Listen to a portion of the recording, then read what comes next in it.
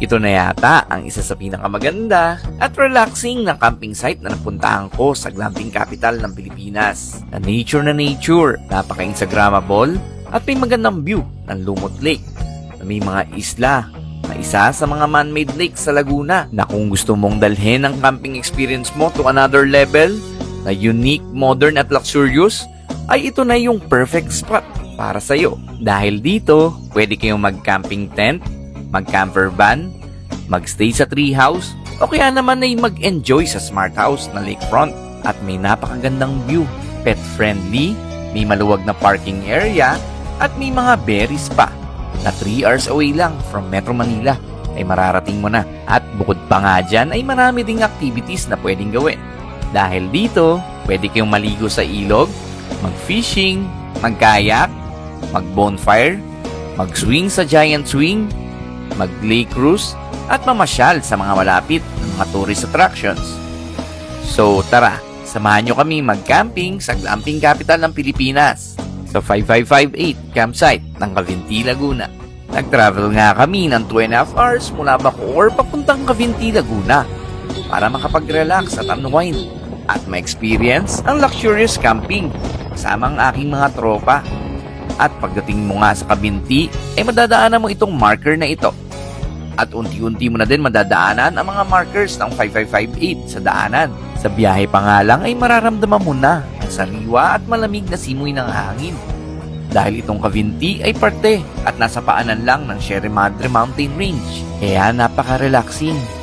So welcome to 5558 campsite of Barangay Bukal, Cavinti, Laguna. Grabe, sobrang panalo dito dahil nature na nature at napakaraming pwedeng gawin at napakadaming pwedeng pagstayan. Ang lakas maka-instagrammable. Dito nga pala kami nagstay sa luxury smart house nila. Sobrang panalo dahil sa harap nito ay may napakagandang view.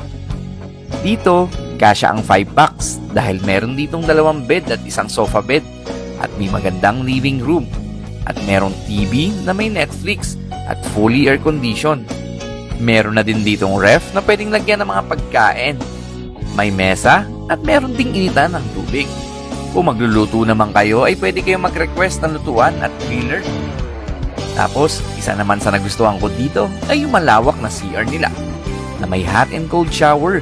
Tapos, meron jacuzzi na napaka-insa-worthy dahil habang naliligo ka ay kitang-kita mo ang ganda ng lake view na ang lakas makarelax. Meron nga din ditong balcony kung saan panalo ang lake view, lalo during sunrise.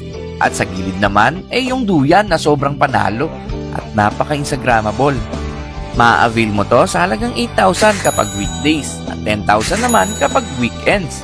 Good for 5 packs na ito for 22 hours of stay. Then after, una nga namin ginawa dito ay nag-avail kami ng lake cruise para makita ang iba't ibang isla sa paligid ng Lumot Lake.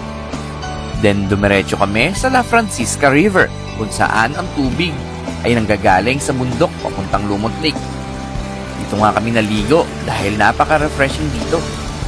Then inabot na nga din kami ng ulan nang pabalik na kami sa may campsite. Pagbalik namin, nakita naman namin yung mga nagka-car camping dahil pwede din kayo mag-tent pitching or mag-tent rent dito. Tent pitching price is 500 for day tour at 650 naman for overnight. At tent rental, 1,000 pesos for day tour at 1,500 naman kung overnight. At sa gabi naman, ay sobrang panalo dito. Madaming ilaw kaya kitang-kita mo pa rin ang reflection ng Lumot Lake. Napakagandang pagmasdan. Nag-avail nga din kami ng bonfire nila para mas panalo ang kwentuhan. Then dinry nga din namin puntahan ang luxury camper van nila para mapakita din sa inyo. Napaka-comfy nga nito at instagrammable. Pwede pa kayo dito mag-video okay habang nag-chill. Price starts at 6,000 pesos kapag weekdays at 8,000 pesos naman during weekends. Good for 2 to 3 packs na ito. Then kinabukasan naman ay tinry namin ng mag-kayak dahil free lang ito sa room na inavail namin. Pwede nga din kayo dito mag-crystal kayak at mag-picture-picture para mas solid yung experience nyo. At syempre, tinry na din namin ang mag-fishing. Nakakatuwa nga dahil maraming tilapia dito. Bukod pa nga dyan, ay marami pa nga din sila dito mga accommodations. Isa nga dito yung pumukaw sa aking atensyon. dahil nakita ko na sobrang panalo. Ito yung luxury treehouse nila na sobrang Instagrammable.